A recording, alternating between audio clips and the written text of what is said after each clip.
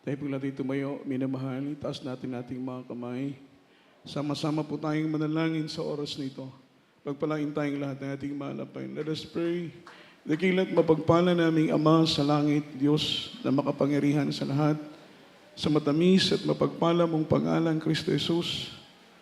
Pangalan na ibinigay sa silong ng langit, ibabaw ng lupa, na siyang sukat lamang naming ikaligtas. Your name is above in every other name, there is Jesus. There is power, there is hope, there is healing salvation in thy name. We believe in thee, we trust in thee, there is Lord. Hallelujah. Letting prepare, beloved, honorable pastor. Lord, we pray, anoint thy words, there is Jesus. Put thy words in my mouth. In the mighty name of Jesus, sama-sama naming sinasaway, ginagapos, lahat ng demonyong hadlang, pag-alinlangan, gawat na lang ng kaaway. Cast out right now and bind the power of darkness in the mighty name of Jesus. Amen and amen. Amen and amen. Praise the Lord, praise the Lord. Everybody shout, praise the Lord. Everybody say amen. Minamahal, malakas na palakpak para sa ating pinakamamahal na Panginoong Kristo at luwalhatiin po ang dakilang at banal na pangalan ng ating pinakamamahal na Panginoong Kristo. Tayo na po'y makabalik sa ating pong mga kinauupuan. At bago pong lahat, minamahal, all the glory, honor, worship, and thanksgiving only belongs to the Lord Jesus Christ, our dearest Savior. And I give double honor and respect to our dearly beloved honorable pastor, beloved evangelist Wildy Estrada Almeida, the interim prophet for loving God, the man of God, and we always cherish and remember the blessed teachings, golden teachings of our dearly beloved assistant pastor, their beloved children, whole blessed Almeida family, sa mga anak, apo't manugang, ng ating kagalang-galang na pastor, maminamahal at sa buong pamilya ng ating mga pastor ay ating pinapaabot ang ating papuri at pasasalamat sa ating pinakamamahal na Panginoon. Ang Diyos ay patuloy po na nagtatalaga ng mga tao na kanyang ginagamit, maminamahal sa kanyang banal na ubasan. At to all our beloved webcast viewers, amen, sa lahat ng ating mga kapatinan narito, pleasant afternoon na po, minamahal sa inyo pong lahat. Malakas po na palakpak sa ating mahal na Panginoon. Luwalhatiin ang ating dakilang Diyos. Amen. Maraming salamat sa dakilang biyaya at pagpapala ng ating mahal na Panginoon na ating pong natatanggap sa buong isang linggo. Amen. Tunay ng Diyos ay hindi po nagkulang. Say amen. Ang Diyos ay hindi po nagpapabaya, mga minamahal. May mga blessing na dumarating sa atin kahit hindi natin ipinapanalangin.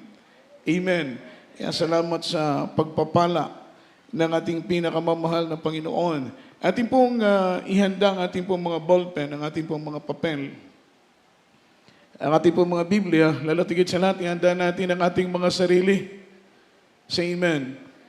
Sarili sa pakikinig ng salita ng mahal na Panginoon. At i-remind ko lamang po, ating pong Holy Supper ngayon, amen, banal na hapunan, ang ating pong pag-alala sa banal na kamatayan ng ating pinakamamahal na Panginoon. Kaya para sa ating pong mga believers, ito pong araw na ito ay espesyal. Say amen. Say amen. Espesyal po para sa atin ang araw na ito. Amen. Ito po yung mahalaga para sa atin, napaka-significant po, mga minamahal ko ng okasyon na ito. Because this time, mga minamahal, tayo po ay kakain ng tinapay at ang tinapay na ito ay simbolo ng katawan ng Panginoon at iinom tayo ng ubas na simbolo ng banal na dugo ng ating mahal na Panginoon. Sabi ng Bible, this do for the remembrance of me. Gawin ninyo ang bagay nito sa pag-alaala ninyo sa akin. Palakpakan natin ang ating mahal na Panginoon. Amen. Kaya we are so blessed na tayo po'y naka-attend sa araw na ito dahil makikipag-partake po tayo sa Lord's Supper, mga minamahal. Sama-sama tayong kakain, sama-sama tayong iinom, mga minamahal ng ubas ng ating mahal na Panginoon bilang pag-alala sa kamatayan ng ating pinakamamahal na Panginoon. And let's talk about the topic, the message of the Lord's Supper. Amen? The message of the Lord's Supper. Yung mensahe,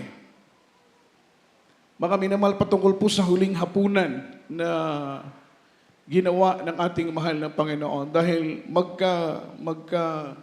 sunod lamang po yung event na ito mula po doon sa Lord's Supper, huling hapunan ng ating mahal na Panginoon. Nakasama niya yung mga apostles.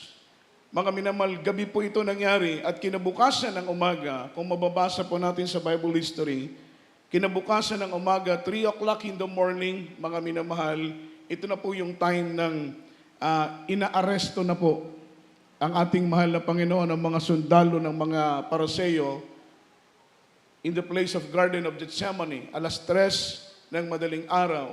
Amen? Inaaresto nila ang mahal na Panginoon dahil ang Panginoon hindi siya inaresto dahil siya'y magnanakaw, hindi siya ginapos dahil siya'y kriminal. Say amen?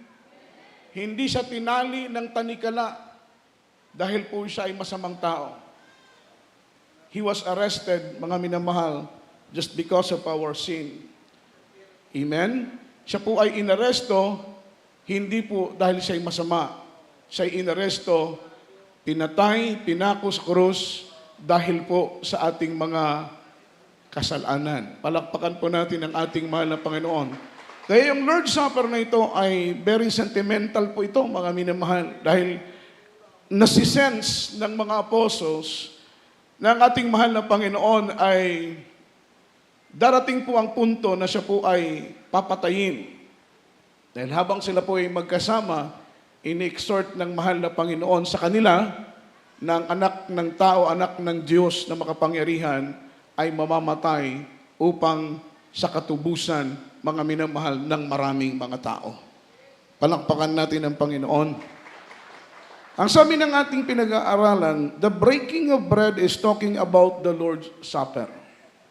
Wala pong, ang sentro ng ating banal na hapunan, mga minamahal, walang iba kundi ang ating pinakamamahal na Panginoon. And then nagtatanong ako sa mahal na Panginoon, ano ang itatopic ko bukas? Dahil hanap ako ng hanap, wala akong makita. Siyempre, pag ganyan ang preacher, wala kang makitang topic, lumuhod ka na, manalangin ka na i-guide ka ng Diyos kung anong leading ng mahal na Panginoon.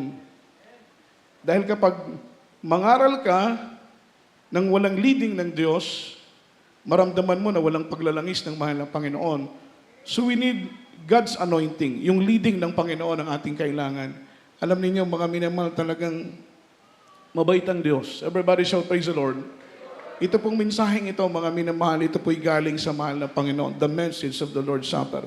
The breaking of bread is talking about the Lord's Supper. Ang sabi rito, we practice this event just to prevent forgetfulness of what Jesus did for His people in the cross. Ginagawa po natin, pinapractice po natin every last Sunday of the month. Bilang Kristiyano kasi kailangan malaman natin kung gaano ka-importante yung ating pag-take ng Holy Supper. Hindi po ito biro, hindi po ito laro. Say amen. Naalala ko yung isang anak, isang bata, nagkwento yung nanay, mga minamahal, nababahala dahil mula nung nasa chapel sila, matapos ang gawain, hanggang sa pag-uwi nila sa bahay, iyak nang iyak yung anak. Tinatanong nung nanay, ayaw sumagot yung bata. Nababahala na yung nanay. Sabi niya, ano bang nangyari? Bakit ka iyak nang iyak? Hindi ka tumitigil. Sabi nung anak, nanay, hindi niyo kasi ako binigyan ng snack. Ang akala niya, yung pag-take natin ng Holy Supper ay snack. Kaya siya iyak nang iyak. Siyempre, bata pa, hindi pwedeng bigyan ng tinapay dahil hindi pa man siya allowed na mag-take ng Holy Supper. Hindi po ito snack. Napaka-importante ng seremonyas na ito. Ito po ay napakabanal, napakasensitibo. Palakpakan natin ang mahal na Panginoon. Kaya nga po, tinuturo ng mga preacher na before we take or partake the Holy Supper, before we eat the bread and drink the cup, mga minamahal, kailangan suriin natin ang ating mga puso kung tayo ba'y karapat-dapat makipag-partake sa ating Holy Supper. Amen? We practice this event just to prevent forgetfulness. Pinapractice natin ang event na ito every last Sunday of the month. What is the purpose? Para hindi natin makalimutan Amen? Yung purpose why Jesus Christ died in the cross of Calvary. Napakahalaga noon na kahit bata ka lang, dapat kahit bata ka pa maunawaan mo what is the reason, what is the purpose, what is the importance. Kung bakit ang Panginoon ay napako sa krus ng Kalbaryo, bakit niya ibinigay ang kanyang buhay, mga minamahal, para sa atin. So we practice this event just to prevent forgetfulness. Hindi natin maiwasan yung pagkalimot. Dahil kapag malimutan mo sa puso mo, sa isip mo, kaya nga po ang mensahe ng kamatayan ng Panginoon sa krus ng Kalbaryo, kailangan iukit natin yan sa ating mga puso, sa ating mga isip.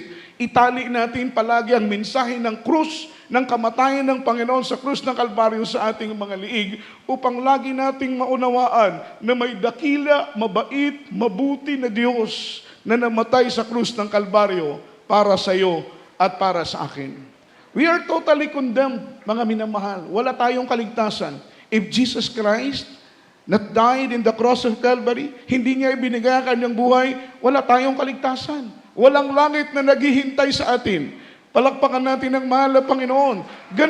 Ganoon kalalim yung kahalagahan ng kamatayan ng mahal na Panginoon sa krus ng Kalbaryo. Walang langit, walang buhay na walang hanggang if Jesus Christ died not in the cross of Calvary. Amen. So saan tayo pupulutin? We are totally condemned. Lahat tayo pupulutin sa init ng apoy ng impyerno kung si Kristo ay hindi namatay. Lahat tayo ay hahatulan ng kamatayan at walang katapusang kahirapan at kapighatian kung si Kristo ay hindi namatay sa krus ng Kalbaryo. Amen? Kaya wag nating kakalimutan na, Lord, salamat. Ibinigay mo ang buhay mo sa krus ng Kalbaryo upang kami ay makasumpong ng dakilang kaligtasan na nagmumula sa iyo. Malakas na palakpak para sa Panginoon. Every time we eat the bread and drink this cup, the Lord reminded us that He offered His life and sacrificed His life in the cross to show His boundless love. Every time, kaya nga po, mga minamahal, pinapractice natin itong monthly, dahil every time we eat, every time we drink, mga minamahal, the Lord reminded us, amen, pinapaalala sa atin palagi ng Panginoon na siya ay nagsakripisyo para sa iyo. Amen? Hindi siya nagsakripisyo para maging well-known. No. Hindi nagsacrifice ang Panginoon para maging popular ang Diyos. Amen? Hindi siya nagsakripisyo for His own interest. Hindi po siya nagsakripisyo, minamahal, para magkapera, para makilala ng buong mundo. No. He sacrificed to save our soul. That is the main reason why Jesus Christ offered His life in the cross. To save us. To save me and you. To save our soul from damnation. Say amen. Say amen. Noon nung bata pa ako, dahil hindi ko alam ang mensahe ng Panginoon, ng kanyang kamatayan sa krus ng Kalbaryo, masyadong mababaw ang aking pag-ibig sa Panginoon. Masyadong mababaw ang aking pagpapahalaga sa kaligtasan. Bakit po mababaw ang aking pangunawa patungkol sa kamatayan ni Kristo sa krus ng Kalbaryo? Pero mga minamalbayan ba na patuloy tayong nagsasaliksik, patuloy tayong nag-aaral, patuloy tayong nakikinig sa mga mensahe ng mga mangaral sa banal na pulpito, mga minamahal, na unawaan ko na si Kristo pala ay namatay dahil sa kanyang pag-ibig, mga minamahal, na walang hanggang. That is because of His boundless love. What is the word boundless? Yung word na boundless, it means, mga minamahal, walang hanggang. Amen? Walang hanggang yung pag-ibig ng Panginoon, unending love, unlimited love, boundless love ng ating pinakamamahal na Panginoon. Kaya, hindi masukat how long, how high, how deep, gaano kataas, gaano kalawak, gaano kalapad, gaano kalalim. Yung pag-ibig ng Diyos, hindi mo masusukat. Malakas na palakpak para sa ating pinakamamahal na Panginoong Jesucristo. At maiiyak ka na lang, mga minamahal, sa terribling pag-ibig ng Panginoon. Amen? Kahit sino ka pa, kahit ano ka pa, gaano ka makasalanan, mga minamahal, ang Panginoon ay handang tumanggap sa iyo. Bakit? Dahil ang kanyang pag-ibig ay walang katulad. Ang kanyang pag-ibig ay walang hangganan. His love is boundless, unending, unlimited yung pag-ibig ng ating mahal na Panginoon. Kaya nga po, minsan, sa boundless love ng Panginoon, sa unending love ng Diyos, because of unlimited love ng Panginoon, ang iba sa atin umaabuso. Amen? Dahil iniisip natin siguro, kahit magkasala man ako ng paulit-ulit din akong patatawarin ng Panginoon. Kahit magkasala ako ng 5, patatawarin ako, Panginoon, ng 5. Kahit magkasala ko ng mabigat, kung gaano kabigat ang aking kasalanan, ganon din kabigat ang pagpapatawad ng Panginoon. Yes, tama po yan. Pero may panahon, mga minamahal, na tayo hatulan ng Panginoon dahil sa ating mga kasalanan. Salamat kung pinatawad tayo, pero not all the time, mga minamahal. Amen? May panahon na kapag tayo po ay mabihasa, tayo po ay masanay sa pagkakasala, may panahon na tayo din po ay hahatulan ng ating pinakamamahal na Panginoon. Amen? Once we love the Lord, He offer His greater love than the love that we can give. Amen? Kapag ibigin natin ang Panginoon, ang pinakamasarap ibigin, walang iba kundi ang Diyos. Say amen. Say amen. Kaya kung iibig ka, ibigin mo ang Panginoon, mga minamahal, dahil hindi ka mabibigo kapag ang Diyos ang ibigin mo. Pag ibigay mo yung greater love sa Panginoon, ibibigay niya yung higit pa sa ibinigay mo sa Kanya. At napakasarap mahalin ang ating pinakamamahal na Panginoon. Palakpakan natin ang mahal na Panginoon. Pag minahal mo ang Diyos, ibibless ka ng Panginoon. Kapag minahal mo ang Panginoon, pagpapalain ka ng Diyos. Kapag minahal mo ang mahal na Panginoon, pangahawakan ka ng Panginoon. Kapag mga minahal mo ang Diyos, pagpapalain ka ng mahal na Panginoon sa lahat ng bagay. Palakpakan po natin ang ating mahal na Panginoon. Why? Because we cannot outgive God. The more na ibibigay natin yung pag-ibig natin sa ating pinakamamahal na Panginoong Kristo, the more naman na naranasan natin ang pag-ibig, higit pa sa pag-ibig na binibigay natin sa Kanya. The love of God is consistent, very consistent. Yung pag-ibig ng mahal na Panginoon, hindi po yan napuputol. Yung pag-ibig ng Diyos ay hindi po yan natatapos. Basahin natin 1 Corinthians chapter 11, verse 26. Amen. From the book of 1 Corinthians chapter 11, verse 26. For as often as ye eat this bread and drink this cup, ye do show the Lord's death till he come. Amen. Aklat ng unang mga taga-Korinto, Kabanata 11, talata po ay 26. Sapagkat sa tuwing kanin ninyo ang tinapay na ito at inumin ninyo ang saro, ay inihahayag ninyo ang pagkamatay ng Panginoon hanggang sa dumating sa siya. Amen. Palakpakan natin ang mahal na Panginoon. This passage, mga minamahal, it is a proclamation that Christ died in the cross for the sins of many. Itong talatang ito, pinuproclaim. Amen? What is word proclaim? Mga minamahal, proclamation. Inihahayag ng Panginoon sa lahat ng mga creation, sa lahat ng mga tao. Baka minamahal ng ating mahal na Panginoon, Jesus Christ died in the cross for the sins of many. Walang pinili ang mahal na Panginoon. Amen? For the sins of many. Para sa kasalanan ng maraming mga tao. Because we are totally condemned. Mula pa sa kasalanan ng ating mga magulang. Magulang ng ating mga magulang, ninuno ng ating mga ninuno. Up to the present, mga minamahal, ang kasalanan ay namamana. Say amen. Everybody shout, praise the Lord. Dahil sa kasalanan ng ating mga magulang, all of us are totally condemned. Maraming salamat sa mahal na Panginoon ng Diyos ay namatay sa krus ng Kalbaryo at nang dahil sa kanyang dalisay at banal na dugo, mga minamahal, lahat tayo ay natubos mula, mga minamahal, sa pagkaalipin ng kamatayan at ng kasalanan. Amen? We are freed from bondage of sin, mga minamahal, in death. Tayo po ay nakasumpong ng kalayaan mula sa pagkaalipin, mga minamahal, pagkagapos ng batas ng kasalanan at ng kamatayan. Just is because, mga minamahal, si Kristo ay namatay sa krus ng Kalbaryo. Kaya nagpapasalamat tayo. Ang sabi ng Bible in verse 26, sapagkat sa tuwing kanin ninyo ang tinapay every time, for as often as ye eat this bread and drink this cup, ye do show that the Lord's death till he come. Sapagkat sa tuwing kanin ninyo ang tinapay at inumin ninyo ang sarong ito, ay inihahayag ninyo ang pagkamatay ng Panginoon. Amen? And we believe 100% na ang kamatayan ng mahal na Panginoon ay kapatawaran ng lahat ng ating mga kasalanan. Ibig sabihin, kung si Kristo ay hindi namatay sa krus, lahat tayo ay kondinado, mga minamahal, ng kasalanan. Because all of us are condemned by sin, wala tayong kaligtasan. Following verse, mga minamahal, 1 Corinthians chapter 11, verse 27. From the book of 1 Corinthians chapter 11, verse 27, Wherefore whosoever shall eat this bread and drink this cup of the Lord unworthily shall be guilty of the body and blood of the Lord. Amen. Aklat ng unang mga taga-Korinto, Kabanata 11, talata po ay 27. Kaya't ang sinumang kumain ng tinapay o uminom sa saro ng Panginoon na di nararapat ay magkakasala sa katawan at dugo ng Panginoon. Amen. Say amen. Palakpakan natin ang mahal na Panginoon.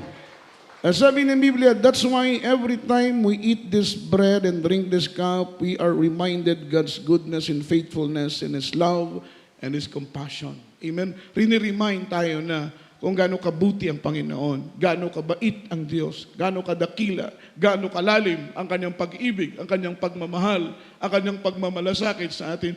Masyado tayong pinagpala sa lahat ng pinagpala. Kung isipin lang, sino ba tayo para bigyan ng pansin ng Diyos? Sino ba tayo para bigyang halaga ng Panginoon? Sino ba tayo para bigyan mga minamahal ng oras ng ating mahal na Panginoon? Tayo po'y wala naman, pero dahil natuto tayong umibig, naglingkod ng may katapatan sa Panginoon, ang Diyos ay nalugod, ang Diyos ay naluwalhati, kaya tayo po'y kinahabagan ng ating mahal na Panginoon. Lahat ng ito, mga minamahal na ating tinatanggap, tayo po'y nananatili, mga minamahal, umabot tayo ng 5 taon, 6 na taon, 10 taon sa paglilingkod, pinagpala tayo ng mga material na mga pagpapala, pinansyal na mga pagpapala, mga minamahal, lahat ng ito ay kahabagan ng ating mahal na Panginoon. Lahat ng ito ay biyaya na galing sa Diyos. Kaya hindi tayo pwedeng magmalaki, hindi tayo pwedeng magmapuri, hindi tayo pwedeng magmayabang, hindi natin pwedeng ipagmayabang ang ating talento, hindi natin pwedeng ipagmayabang, mga minamahal ko, ang ating edukasyon, ano man ang ating naabot, ano mang propesyon ang ating naabot, hindi natin pwedeng ipagmayabang sa ating mahal na Panginoon dahil wala tayo, mga minamahal, kung wala ang habag ng ating pinakamamahal na Panginoon. Kaya't anuman ang katayuan natin ngayon, anuman ang kalagayan natin ngayon, manatili tayong mapagpakumbaba upang ang habag at biyaya ng Diyos ay manatili sa atin. Say amen. Say amen. Masarap kapag humble ka lang, masarap kapag mapagpakumbaba ka lang. Sabi ng banal na Biblia, the Lord resisted the proud, and He give grace unto the humble. Amen? Sinasawata ng Panginoon ang mga mayayabang, ang mga mapagmataas, ang mga palalo, ang mga mapagmapuri sa kanilang sarili. Sinasawata ng Panginoon, ngunit ang mga mapagpakumbaba ay pinagpapala ng Diyos. Saan tayo doon? Siyempre, pipiliin natin yung mapagpakumbaba dahil na doon ang biyaya ng ating pinakamamahal na Panginoon. Sabi ng Biblia in 2 Corinthians 11:27, warning of the apostle in this context, sabi ng Biblia, this is warning of Apostle Paul to those who eat and drink unworthy. Para doon sa nakikipagpartake ng Holy Supper, kumakain ng tinapay na simbolo ng katawan ng Panginoon at umiinom ng ubas na simbolo ng banal na dugo ng Panginoon na hindi karapat-dapat. Amen? Ang iyong pagkain at pag-inom na hindi karapat-dapat ay hindi makakabuti sa iyong kaluluwa. Ang iyong pag-inom at pagkain ng hindi karapat-dapat ay magiging hatol sa iyong katawan. Ito po ang mensahe na napakahalaga nating malaman. Sabi ng Bible in verse 27, kaya't ang sino mang kumakain ng tinapay o ang sino mang umiinom ng saro na hindi nararapat ay nagkakasala sa katawan at dugo ng ating mahal na Panginoon. You are committing sin. Kapag pala mag-take ka makipag-partake ka ng Holy Supper, kumain ka ng, kaya nga po hindi ito snack. Ito'y napakahalagang seremonyas, banal, mga minamahal ko na gawain. Amen? Upang tayo po'y kalugdan ng mahal na Panginoon. Kaya nga po, pag malaman natin na malapit na po ang ating Holy Supper, i-prepare na po natin ang ating puso. Ihanda na po natin ang ating puso. Ihanda na po natin ang ating isip. Puspusan at mga minamaldibdiban na tayong manalangin na mahal na Panginoon. Malapit na po ang Holy Supper.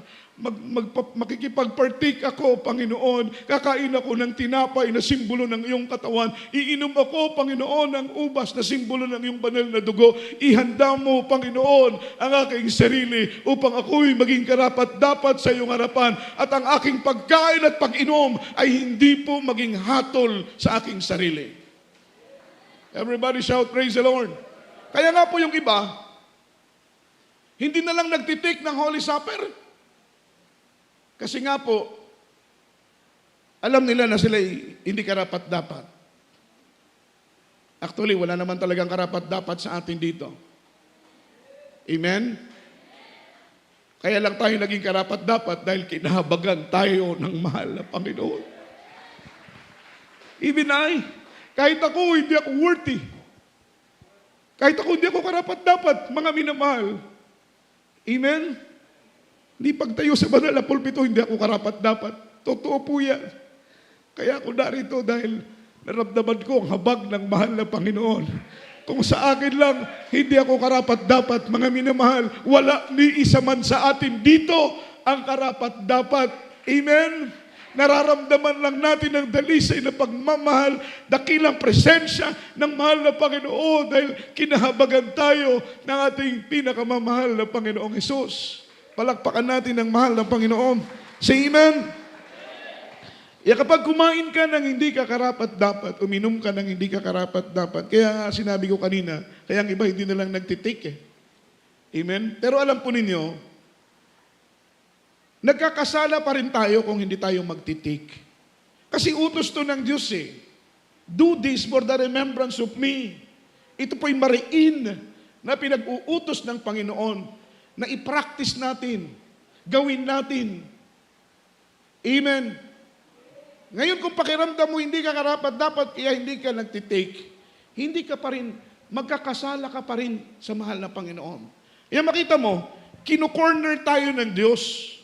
Both sides, angle by angle, kino-corner tayo ng mahal na Panginoon. Kapag hindi ka mag-take, magkakasala ka. Kapag mag-take ka na hindi ka worthy, unworthy ka, magkakasala ka pa rin.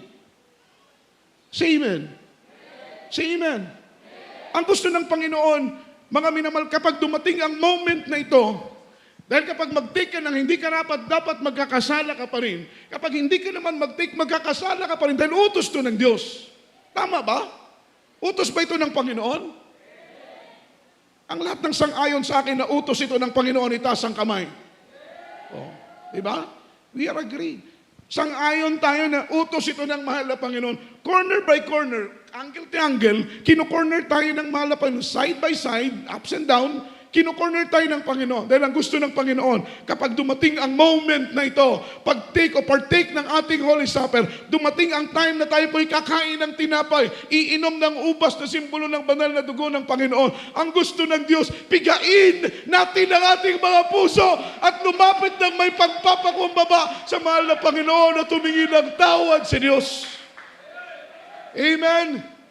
Sabi ng Bible, if we confess our sin, He is faithful and just to forgive us and cleanse us from all filthiness, from all unwickedness. Lahat ng kasalanan, pagkakamali. Amen? Kapag lumapit tayo ng may pagpapakumbaba, itong moment na ito, kapatid, huwag tayong papayag na uwi na hindi tayo makipag-partake ng Holy Supper. Dahil magkakasala din tayo. Ang ating kailangan gawin, mga minamahal, hindi pa tapos ang ating preaching. Mga minamahal, lumapit na tayo sa paanan ng Panginoon. The Lord, anuman ang aking pagkukulang, anuman ang aking pagkakasala, patawarin mo ako, Panginoon, sa lahat ng aking mga pagkakamali. Palakpakan natin ang ating dakilang Diyos. Ang sabi rito, whosoever shall eat this bread and drink this cup of the Lord unworthy shall be guilty of the body and the blood of Jesus. magiging guilty tayo, magkakasala tayo. Amen? In this passage, repentance are very important. Papasok na po yung repentance. What is word repentance? Pagsisisi. Palakpakan po natin ang mahal na Panginoon. Bakit kailangan ng repentance? Because repentance regain our worthiness. Mariregain natin yung worthiness natin. Dahil sa kasalanan, nagiging unworthy tayo. Amen?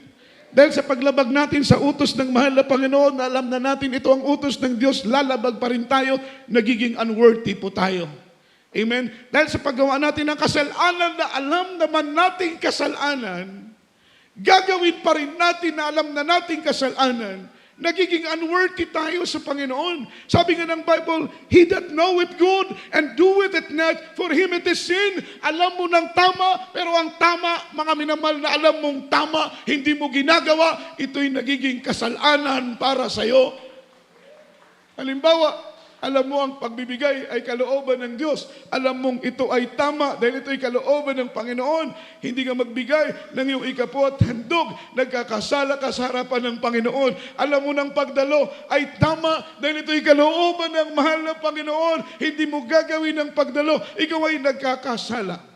Alam mo ang pagsuot ng may kabanalan, ito'y kalooban ng Panginoon. Hindi mo ginagawa na alam mong ito ay tama, ikaw ay nagkakasala. For he hath knoweth good and doeth it not.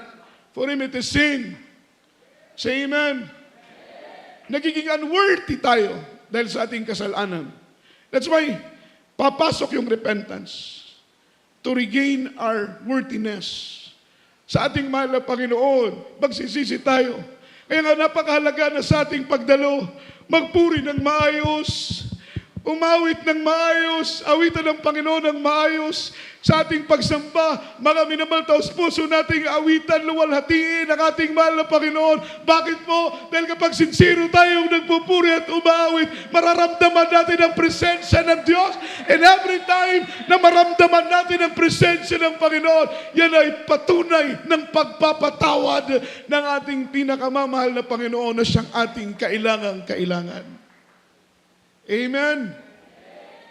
We regain our worthiness through repentance. At maging sincero, minamahal sa ating paglapit sa banal na paanan ng ating mahal na Panginoon.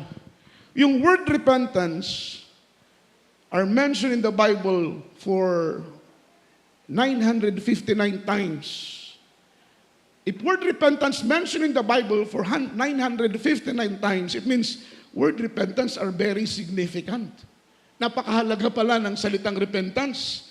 Palakpakan po natin ang ating mahal na Panginoon. Through repentance, mga minamahal, makakakonect tayo sa mahal na Panginoon. Yung connection ba? Importante yun eh. Oh, di ba? Importante yung connection. Kapag kailangan mo ng internet, wala kang connection, mga minamahal, hindi mo magagamit ang internet, hindi ka makapag-research. Amen? Amen. Sa telepono, kapag walang connection, hindi ka makakatawag. Mga minamahal, hindi ka makakakontak sa gusto mong kontakin dahil walang connection.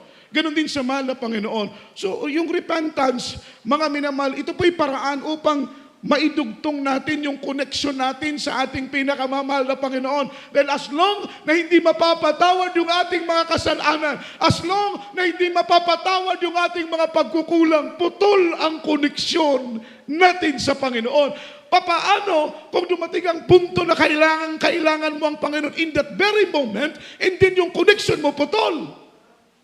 Kanino ka lalapit? Kanino ka tatawag kung ang connection mo ay putol? Kaya we need to make it sure that connection ay palaging nakakonect sa mahal na Panginoon para in time of incident na tayo po ay nasa bingit ng problema, kahirapan, suliranin at panganib, kapag tumawag tayo sa Panginoon, dagli ang tutugon ang Panginoon at magliligtas.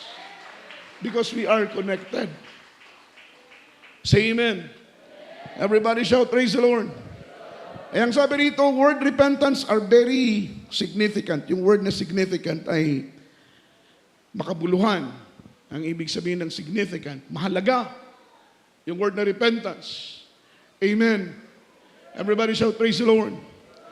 Yung repentance na galing sa puso, hindi lamang po galing sa labi. That's why the Lord demanded Heartfelt repentance, yung heartfelt repentance that is taos pusong paghingi ng tawad sa mahal na Panginoon.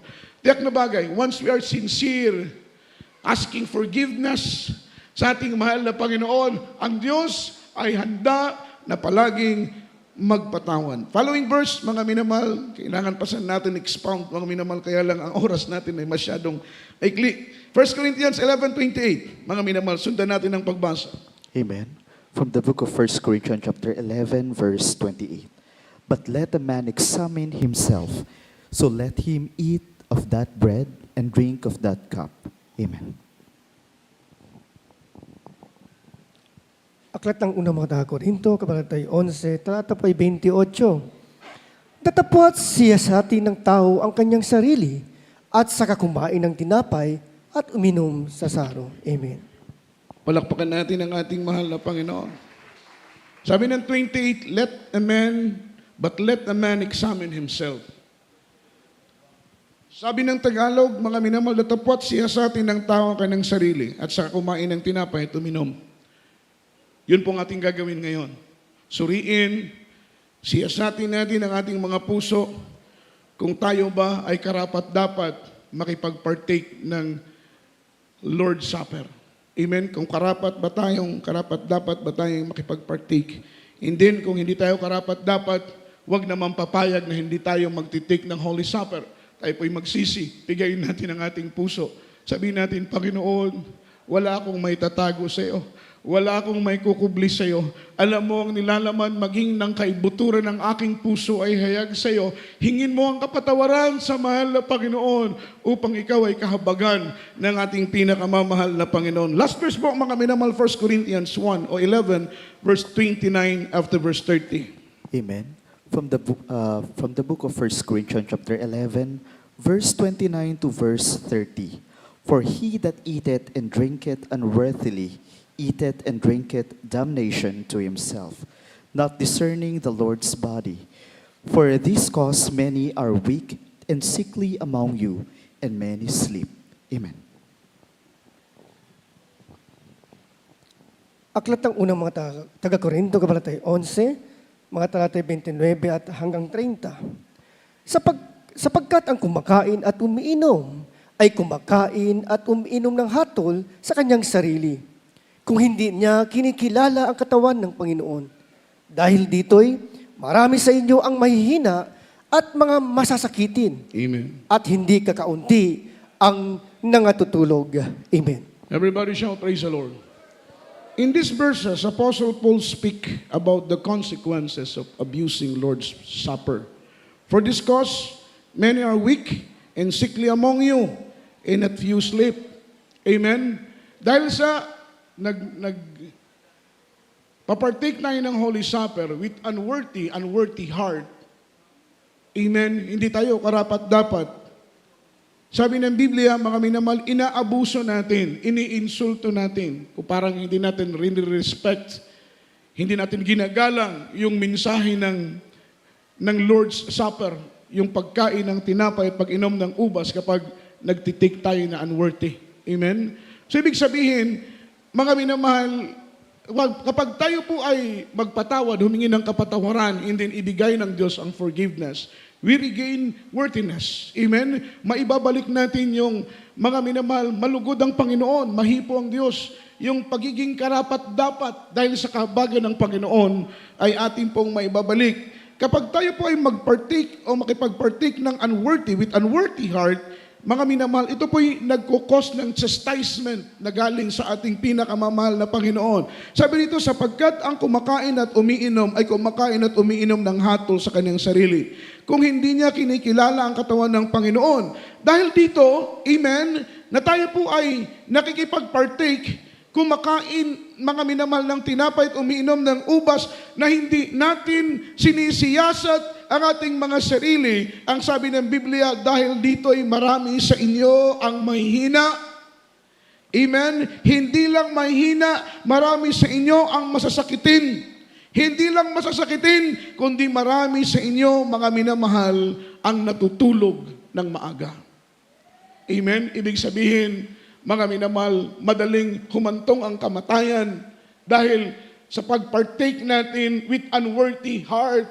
Amen. That's why, mga minamahal, inuutos ng mahal na Panginoon, bago kayo kumain, bago kayo uminom, suriin ninyo ang inyong sarili, siyasatin ninyo ang inyong mga sarili dahil nakakatakot ito, mga minamahal. Dumarating sa atin ang paghatol. Meron pong isang choir member, pagkatapos nito ay, mga minamahal, umawit na po tayo at magpuri sa mahal na Panginoon. Isang choir member, isang finest choir, brother po siya. Amen. Alam po ninyo, mga minamahal, dumating po yung point na lumobo po yung kanyang tiyan. Wala pong kamalay-malay yung kanyang mga loved ones, kung anong dahilan. Yung hangin na nasa kanyang tiyan ay hindi po makalabas. Lumobo, lumaki yung kanyang tiyan. Amen.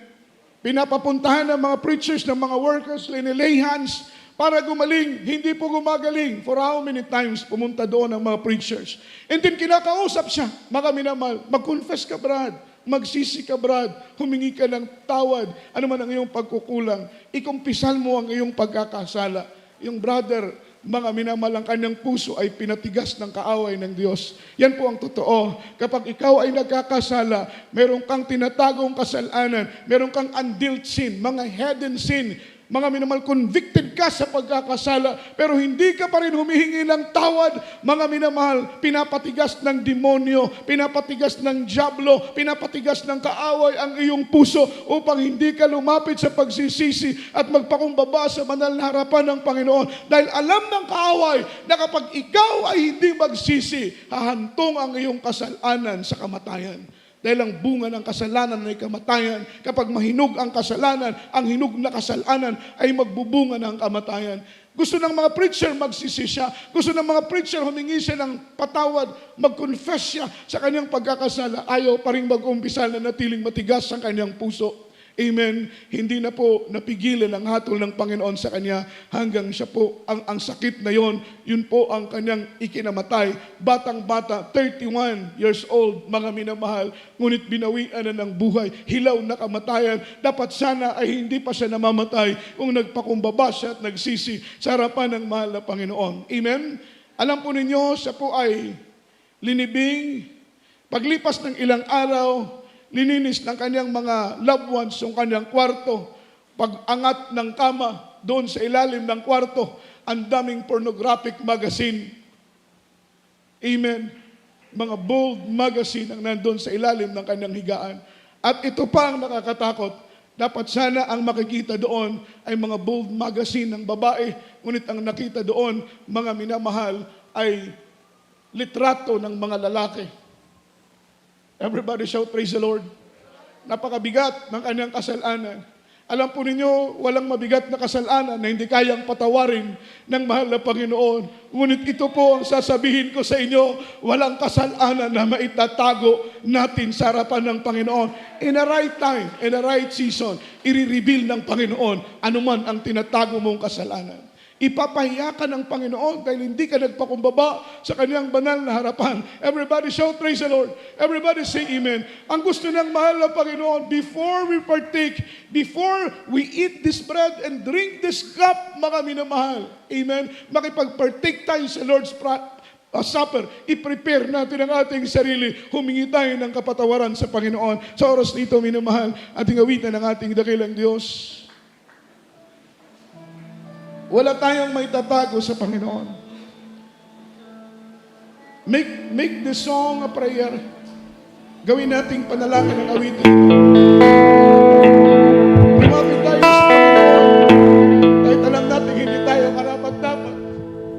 Dahil kapag maapagan Diyos, minamahal, patawarin tayo ng ating mahal na Panginoon. We need God's forgiveness. Kailangan natin ng pagpapatawad galing sa Panginoon. Ang pagpapatawad ng Diyos ay patunay ng kahabagan at kaawaan ng ating pinakamamahal na Panginoon.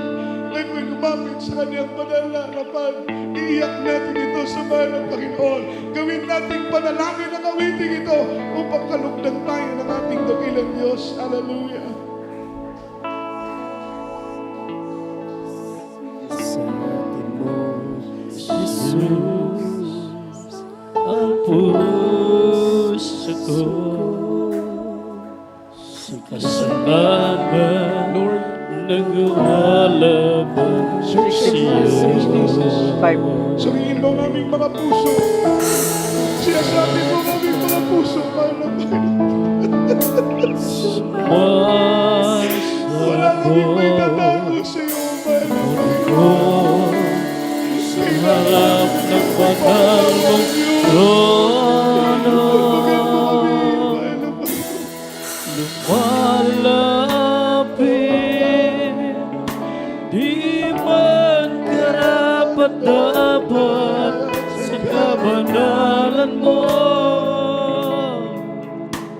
Biyayaan, kapatawaran sa'yo. Tawagan mo kami, mahal na Panginoon. Tawagan mo kami, mahal na Panginoon. Hallelujah. Yes.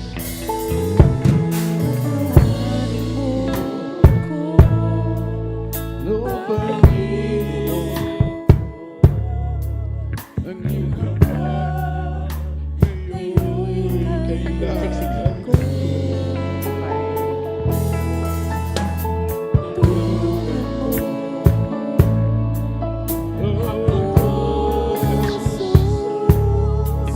Sa kasalanan, ako'y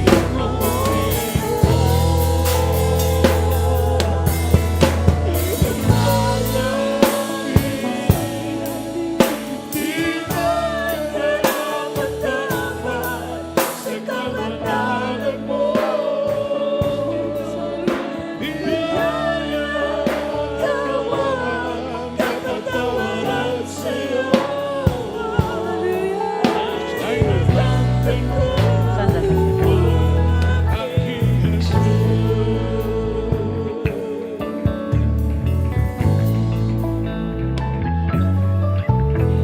pagkawain mo ako, Panginoon. Sige po, minamahal. Habang tayo po'y umaawit, tumingin tayo ng tawag sa mga Panginoon. Banggitin natin sa ating mga natin, Lord, patawad sa aking mga pagkukulang.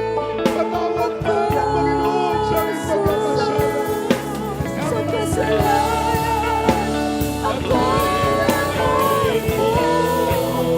Sabay-sabay tayo umawit sa para, Panginoon. Hallelujah! Shout, shout, hallelujah! Sa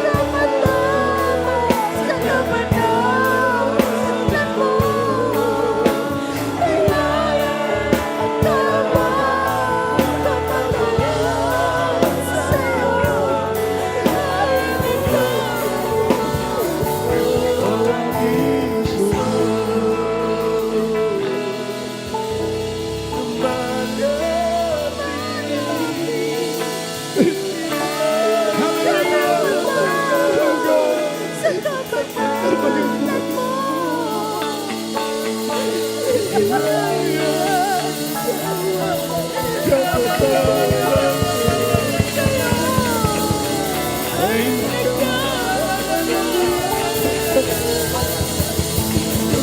the Lord for the Patawad tayo ng Panginoon. Patawad ng Lord. Patawad tayo ng pagkukulang. Patawarin mo kami sa iyong pagkukulang. Kasalanan. Ligisin mo kami puso sa oras na ito. Because worth it, Lord. Because worth it. Ligisin mo kami puso. Ugasan mo kami. Kapatawaran sa iyo ay nakakamtan ko. Aming Jesus. Patuloy natin kawitan ang Panginoon.